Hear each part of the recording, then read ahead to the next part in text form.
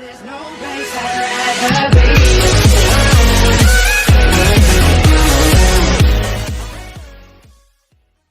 Hey guys, welcome back to Talking Blues. Welcome back to another video. We hope you're all doing well today. We're your hosts, Ben and Mark. Thank you so much for joining us, guys. This is your match preview for Crystal Palace versus Chelsea. But before we get into this, please make sure you like, comment, subscribe, turn the notification bell icon on to be notified when we upload. Share this video out. It really helps us out, guys. Thank you so much for joining us today. So, let's get into this. Crystal Palace versus Chelsea. Another massive game. Graham Potter's first Premier League game in charge of Chelsea. This is a big game for him. This is going to be a huge test. Crystal Palace are no mugs. Let's put it that way. Crystal Palace fans will probably give Graham Potter a lot of abuse tomorrow because he used to manage Brighton, who are fierce rivals with Crystal Palace. But nevertheless, it is what it is. Graham Potter's first game in the Premier League with Chelsea in charge. So Graham Potter's first managerial game with Chelsea. Dad, your thoughts so far after the first game against Salzburg? He's had chance to now work with the squad for a little bit, just get to know the players a bit more. Your thoughts? Yeah, I think it's a new transition again for the manager and the team. I do believe that Graham Potter will have this breaking in process. I know it didn't go too well against Salzburg. It was 1-1. But this is his first Premier League game now after transferring from Brighton to us. And yeah, I think the team will come on in leaps and bounds. That's not saying anything against Thomas Tuchel. He was a great manager. There was a lot of problems and morale in the team as well. We've got these new players now, and they must show their worth. I think overall, Graham Potter is going to, be an exceptionally good manager for us. Yep, and guys, also, if you haven't watched the latest documentary on Now TV for Graham Potter Making a Manager, go and check it out. It's a real good watch. Yeah. I'm going to show you that tonight, Dad. But guys, listen, look. Past games versus Crystal Palace have been good for us. The last 5 games, we have won all 5. We've won all 5. Our last game against Crystal Palace being the semi-final in the FA Cup last season where we won 2-0. Ruben Loftus-Cheek scoring. And I think it was Mason Mount who scored the other one, I'm not sure. But what can we expect from Graham Potter's Chelsea? We can expect direct football. We can expect expansive play. We can expect a lot of different things tried out from Graham Potter tomorrow. I'm expecting to see a few things different happen. I want to see, I want to see if he can get the players to understand their role, what he's expecting of them, and what they're expecting of him. And I think it's important that we realise that we are still in a transition with Graham Potter, and it is going to take time, but we will get there. In terms of injury news and team news, Mendy is out. Mendy is out injured, still recovering from an injury, and I do see it as a blessing in some ways because Mendy needs to regain some form soon, and that's important. N'Golo Kante has been back training with the boys, which is great, but he will not feature tomorrow. He is still not at 100% fit. Cucurella and Carney Chukwuemeka are also out with illness. But that leads us in now to the lineup. What is the lineup going to look like for Chelsea? What is Graham Potter going to do? Well, we've put a lineup together that we think is Graham Potter is going to do. That will do a job against Palace tomorrow. So let's get into it, and then we'll explain our reasonings behind each and every player. So let's get into this. So starting off in goal, we have Kepa Arrizabalaga, great goalkeeper. Has not had the greatest career at Chelsea, hasn't had his greatest moments, but I'm sure, the reason behind Kepa is he's good with his feet. He can be amazing when he's at his best, and I think Graham Potter wants a keeper that can use his feet, that can play out from the back, and, suit that style of play that Graham Potter wants to go for. Dad, your thoughts on Kepa? Yeah, Kepa is an overall good goalkeeper. He's excellent at times. Other times he can be quite sloppy. It's like he's half soaked or asleep. But overall, I think he's a great goalkeeper. Yeah, as well as Mendy. It's sort of like 50-50. Do they turn up for that game? But yeah, I'm happy with Kepa in goals for now. Yep, exactly. I think he'll do a job tomorrow. So moving on now into the back three, we have Fofana, Thiago Silva, and Kalidou Koulibaly. This back three for me works. It's got everything. It's got strength. It's got pace. It's got quality. It's got experience. It's got youthfulness. And I feel like this is the back three that we wanted to see against Salzburg, but we didn't. I think Graham Potter was just trying a few things out and testing the water. And I do think this is the back three he's going to go with tomorrow. Dad, your thoughts on Fofana, Thiago Silva and Koulibaly as a back three? Yeah, as I always call this, it's like the Iron Curtain. This quite impenetrable. This could be, having back defence like this, and yeah, I'm really happy. Thiago Silva, as old as he is, and still playing exceptionally well, so strong. It's good to have Koulibaly back, and Fofana. Yeah, I think it's a good back three. I think Fofana is young, but has Thiago Silva and Koulibaly alongside him to provide that experience and that knowledge to help Fofana through games. But moving on into the wing backs, we have Reece James and Benjamin Chilwell. Dad, your thoughts on Benjamin Chilwell and Reece James as the two wing backs? Yeah, these two world-renowned wing backs, and even though Ben Chilwell has had injury, for the last year, and he's come back, and he's amazed me, especially scoring that goal. Was it against West Ham? West Ham, that was it. Yeah. He's getting back to his normal form, slowly but surely. And Reece James, well, what can you say? You can't say much, but apart from he's superb. There are times where, any member of the team becomes a bit sloppy, but, I would say, he's got an 80-85% pass rate for me, Reece James. Yeah. He is brilliant on the ball. Yeah, for me, Reece James, and there's arguments, Reece James, Alexander-Arnold. Forget those arguments. Reece James is the best right wing back in the world, best right back in the world. I don't care what you want to argue with about me. Like with Trent Alexander-Arnold, he can't defend. Reece James can get forward and can get back and can do both. And coming back to Reece James, the qualities in him I see in his sister as well, who plays for the Chelsea ladies team. Yes, Lauren James, fantastic player. She's like the epitome of him. Yeah, she's the attacking version of him, the more aggressive attacker of Reece James, and I think it's nice to see the women doing well at the moment. So also congratulations to the women's team. But let's move on into the midfield now. So in midfield, the midfield two, we have Mateo Kovacic and Jorginho. We can't really do anything else at this point in time. We have Loftus-Cheek. We have Conor Gallagher. We have Zachariah. I would have liked to see Zachariah in there. But I feel like these two have the experience and the knowledge to get us through games at the moment until we can see Zachariah in the team until he's bedded in a bit more. Yeah.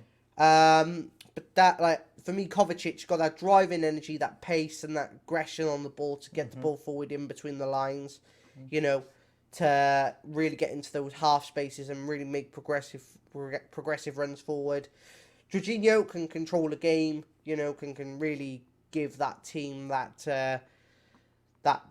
tempo to slow it down when we need to, and to pick the pace back up when we want to. Dad, your thoughts on Kovacic and Jorginho? Yeah, as you were saying, they come with bags of experience. They've been there now some years. They know their drill. Jorginho can be a little bit sloppy as well at times, but there's many a times where he have saved the game for us as well. But these two work well together. Yeah. So I would rather that is more of a secure a security than to stick someone like Gallagher. Not putting the players down, but you know. Sticking Gallagher in there is not something we yeah, should do at this point in time. Let him grow, let him develop. Yeah. If he comes on later, then, you know. But Dad, Kovacic is just a magnificent player. He is a magnificent player. He's got that energy, that pace, and he's got something about him. And I think he's a world-class midfielder. Yeah. He was, in my opinion, he was the best midfielder for Chelsea last season. He was the best around for Chelsea, and that is what we need: is someone with that energy to turn a game around. And against Palace, you expect them to sit back and expect them to, you know, try and not let us through and not be able to get past them. With Kovacic and that driving force, and he's got a pass on him. Yeah. So I expect to see a lot from Kovacic tomorrow. But I like these two midfielders. I think it's a good double pivot. Moving on into the number 10 position, we have gone with a 3-4-1-2. So, in the number 10 position, Kai Havertz scored a worldie against England the other night and scored another goal scored 2 goals against England that night, actually. And I think he's fantastic, and I think he's really good on the ball when he wants to be. He hasn't performed for Chelsea as of yet. But I can really see what Kai Havertz wants to do. I can see his elegance, his ability on the ball is good. When he's at the top of his game, he's one of the best midfielders in the world. And do you know what? I still think he's got a lot left to prove. But I think under Graham Potter, I think we may see the best out of him. Dad, your thoughts on Kai Havertz? Yeah, you know, there's a lot of speculation about Kai Havertz, and you know, as he lost his zest and things like that, you know, since, you know, earlier on in previous seasons, and I think, yeah, he's got to come back, you know, to Chelsea and start performing, you know, for this team, and put more effort into the game, because when you see a little bit like Werner as well, when they went home and played internationally, they were scoring left, right and centre, you know. And when I see this, I think, well, why can't you do it for the bloody team you're playing for, yeah? You know, it's as if they give their heart and soul to the international team, but the team they're playing for in the Premier League, yeah? You know, where are you, yeah? So what I say is just pull your socks up, you know, get back on your A game and start scoring us some goals. Exactly. You know, I totally agree with that. And, you know, we're moving on into the final 2 positions of the team. As usual, I'm playing this one, and I picked this one myself because I thought this player has to come into the team. This player has to stay in the team. It's Raheem Sterling. Raheem Sterling has started so well for Chelsea this season. Goal after goal after goal. That is all we've seen from Raheem Sterling for the last few games. And do you know what? I think he's going to bag another tomorrow. Dad, your thoughts on Sterling? Yeah, Raheem the Dream. You know, he's making a mockery out of a few players there, you know, especially like Kai.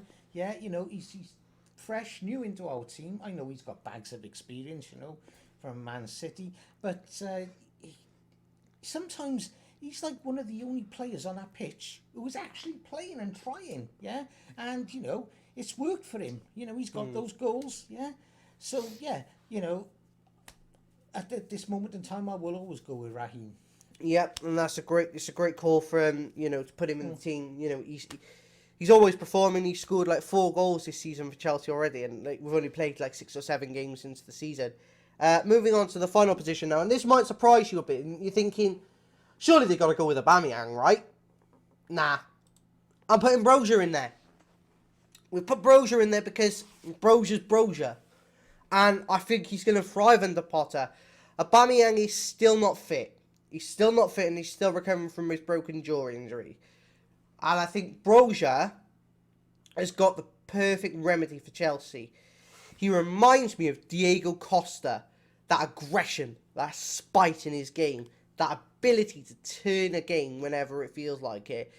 You know, there was a counter attack against RB Salzburg the other week when we played, and it was just he created it. He drove the ball at the pitch, and he was almost going to assist that goal, assist as well, but Ziyech missed. But Brozier, every time he's come onto the pitch for Chelsea so far, he's looked fantastic. He hasn't put the ball in the back of the net yet, but I think he will tomorrow. I think he will tomorrow. You know, I do think Brozier is a fantastic player. Dad, your thoughts on Brozier? Yeah, I think this is a young man who's, you know, learned his trade, especially, you know, through Southampton as well, where he was successful in scoring, I think it was Six goals. Yeah. And, you know, every time he comes on the pitch for us, you can actually see he's there, you know, and he's hungry for a goal. I do believe that, you know, this is a star in the making. You know, keep playing him. You know, we may take a while to get a goal, or, you know, the number of goals. But I think, you know, we're on a winner with him. Exactly. And yeah, so guys, this is our team. Let us know your thoughts on the team as a whole. Yeah. Let's get back into the main camera now and we'll talk about our predictions. So, in terms of our prediction, guys, I'm thinking a lot about what is next for Chelsea. I'm thinking about how can we, you know, what is the situation. And I'm expecting Graham Potter to do great things at Chelsea. I'm expecting the team we picked today to do great things if it is the team that goes forward tomorrow. But in terms of prediction, you know, especially if this is the lineup, you know, I feel like we're going to have a new manager bounce still. We're going to be looking to impress. The players going to be looking to try and cement a place in the team under Potter. And so for me, I feel like this is going to be an opportunity to really get a win under our belts. So I've gone with the win, and I've gone with 2-0 to Chelsea, with Raheem Sterling and Brozier to score. Dad, your thoughts, your prediction? Yeah, I think, you know, on us going away and to a hostile crowd, you know, I do believe, you know, that we have the I wouldn't say the winning edge, but we do have the capacity within our team to win this game. And, you know, I've predicted 2-1 Chelsea. Okay, so I've accidentally put 2-0 up on there, but he's predicted 2-0. Whoops, daisy. Well, sorry. You know, if we keep a clean sheet, then, you know, much even better. Exactly, but guys, listen. You know, look, we haven't got a player of the day today. Yeah. I haven't had time to put the player of the day graphic into the system, unfortunately. So you're not going to get one today. But we'll get one in for you for the match review. But guys, literally, let us know your thoughts on today's video. Let us know in the comments your thoughts on our lineups, your thoughts on the game itself, your predictions, our predictions. Would you change it? Would you change anything? You know, let us know your thoughts. We'd love to hear them. And guys, before we do end the video, please make sure you like, comment, subscribe, turn notification bell icon on to be notified when we're notified when we upload. Share this video out as much as possible. It really helps us out. Thank you so much for joining us, guys. Yeah, and we'll see you at 2:30 tomorrow. Come on, Chelsea. 2:30 tomorrow for the for Chelsea, Crystal Palace versus Chelsea. Watch along. Make sure you're there for that. We'd love to have you there with us. But until then, guys, take care, and we'll see you tomorrow. Bye, guys. Bye, guys.